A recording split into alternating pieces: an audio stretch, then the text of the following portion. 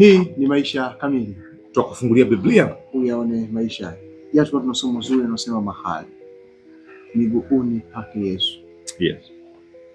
Martha na Mariamu. Yes. Mbona unakaa baada uje kuendelea kupika huku, wewe umekaa.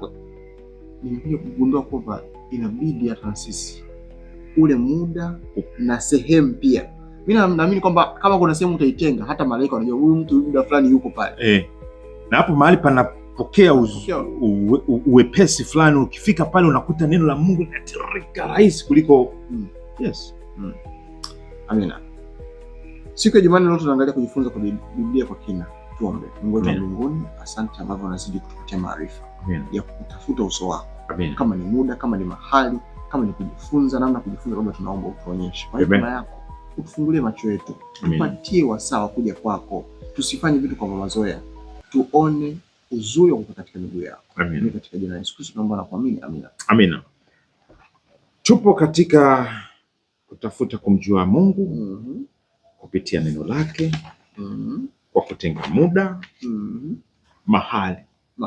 Leo tukiwa sasa tuna huo muda na hapo mahali, tunajifunzaje kwa kina? Amina. Achana na ile ujifunza somo la leo, kesha la leo somo linasemaje? Yaani unataka uchimbe. Achana na kafungu kadonoa. Unataka uchimbe kwa kina. Unataka upate picha kubwa. Unataka unafanyaje? Mwendo gani huu? Sasa tuanze kwanza, tufungulie na Zaburi ya 119 mstari wa 15 mpaka 16 kabla tujataja mawili matatu ambayo ni lazima tuyafanye kama tutaenda kwa kina. 119 alifungu ngapi? 119 fungu la 15. Okay. 16. Nitayatafakari mausia yako. Nitawatafakari. Nami nitaziangalia njia zako. Nitajifurahisha sana kwa amri zako. Sitalisahau neno lako. Amina.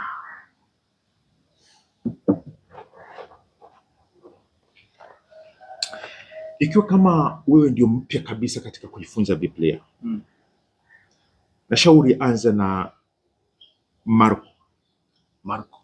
Maana Yesu ndio ukweli mwenyewe, tumejifunza. Ndiye anakuja kumfunua Baba. Nenda na Injili zingine. Nenda kuangalie kazi za watu ambao walimjua Yesu zikoje, Matendo, kitabu cha Matendo. Rudi kwenye kitabu cha Mwanzo. Alafu unaweza kuchagua vitabu vingine vyote vifupi. Unamaliza, inakutia nguvu pia kuchukua vya kati na vingine vile virefu. Martin Luther juzi tuliposoma, yeye alikuwa anasoma Biblia, anasema mara 2 kwa mwaka. Na inawezekana utaratibu kama ambavyo naona wengi wanafanya ni kwanza kitabu cha Mwanzo mpaka Ufunuo. Wengine wanachanganya na kadhalika. Lakini huu utaratibu ambao ni traditional, Mwanzo mpaka Ufunuo, unaweza usiwafai watu wote. Na wengine wakaishia njiani. Sio bure, ni njia ndefu tuseme, na ni njia yenye mabonde na nani ndefu. Ni vizuri kwenye kanuni, kama unataka uende mbali, unaanza na sehemu nyepesi, ndio unaenda sehemu ngumu. Nyepesi inazidi kujengea misuri ya kwenda, hata ukikutana na magumu huko mbali inakuwa rahisi. Injili kama nilivyosema, Matendo ya Mitume yanaeleweka, yani hata kama una background kubwa au yale hawa. Alafu nenda kwenye kitabu cha Mwanzo, utazidi kupata haya mambo yanaanzia wapi. Hata ukikutana nayo huko mbele ni vitabu vya manabii, vya Torati au, lakini unajua mwanzo hadithi kwa. Niende haraka. Huwezi kuanza kusoma kitabu chochote hicho nilichotaja bila kuomba kwanza. Nataka uende kwa kina. Nenda na kiongozi. Roho Mtakatifu ni kiongozi, amina, kuongoze.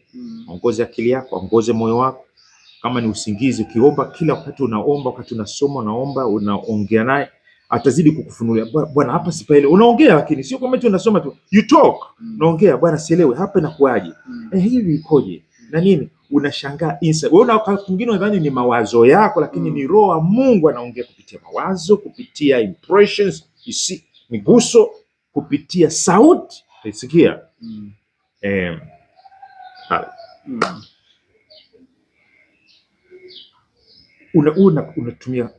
Unatumia Biblia kisikana ya hadi copy kabisa. Sawa. Na uwe na uwezo wa kuandika. na kama si rafiki sana na unatumia digital Bible, basi hiyo na uwezo unaweza ku highlight. Japo mimi nasema kama walimu wenzangu pia ambao wanakubaliana na mimi, kadri unavyohusisha vingi zaidi, kama ni macho ukahusisha na masikio, ukahusisha na mikono, yani kadri unavyohusisha vitu vingi ndio inakuwa rahisi zaidi. Kwa mfano unasoma na miguu kabisa, unatembea wakati unasoma, kwanza kulala ulali na au unafungua kabisa, na una kalamu unapiga mstari, inakamata. Tumia Biblia zile sehemu zinazokugusa. Baadaye ukishamaliza unarudi kwenye zile sehemu zilizokugusia, unakazia maarifa, unakwenda mbele.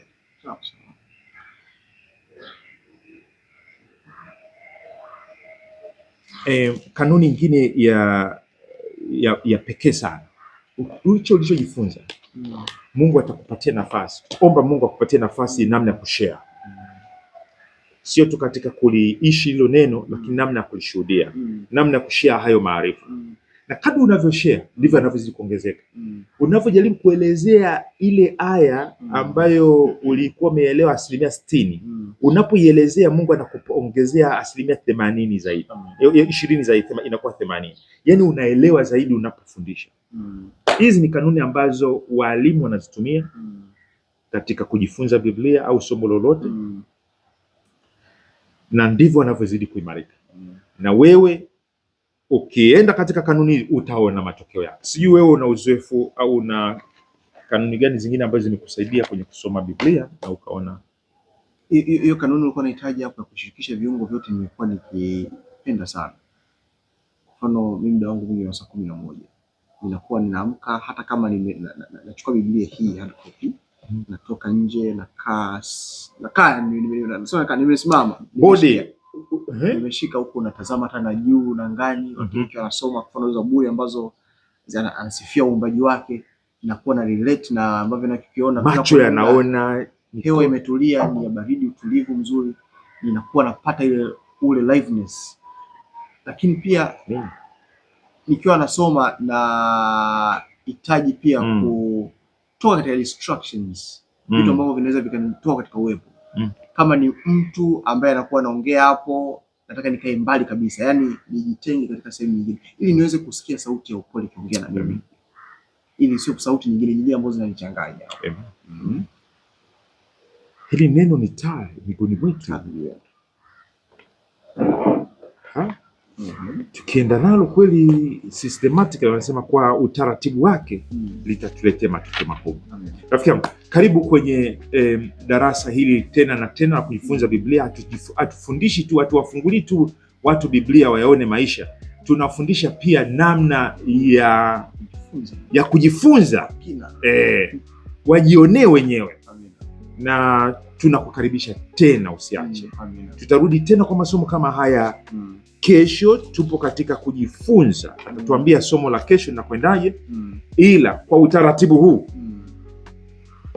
Hata usipokuwa na mwongozo huu, kwa utaratibu huu, na kuhakikishia utaanza kutembea katika nuru hii. Tuombe. Baba yetu wa mbinguni, tunashukuru kwa neno hili ambalo tukitembea nalo hatua kwa hatua, kwa taratibu hizi ambazo umetuainishia hapa, bila shaka tutaenda mbali sana. Mwongoze mtumishi wako, msikilizaji wetu, anapochukua hatua hizi, mpatie nidhamu ya kudumu kwenye njia, na hii nuru ikizidi kuongezeka mbele yake, akiuona uzima unaofunuliwa ndani yake. Mlete tena, tulete pamoja naye kesho kwa masomo mengine kama haya. Ndivyo tunavyoomba kwa jina la Yesu, amen. Asante ndugu mtazamaji, tumefikia tamati siku ya Jumanne jifunza Biblia kwa kina. Kesho tunaangalia baraka maradufu siku ya Jumatano. Mimi ni Daniel Rubinza na mimi Neno Sumakali Ndile. Karibu sana siku ya kesho. Amen.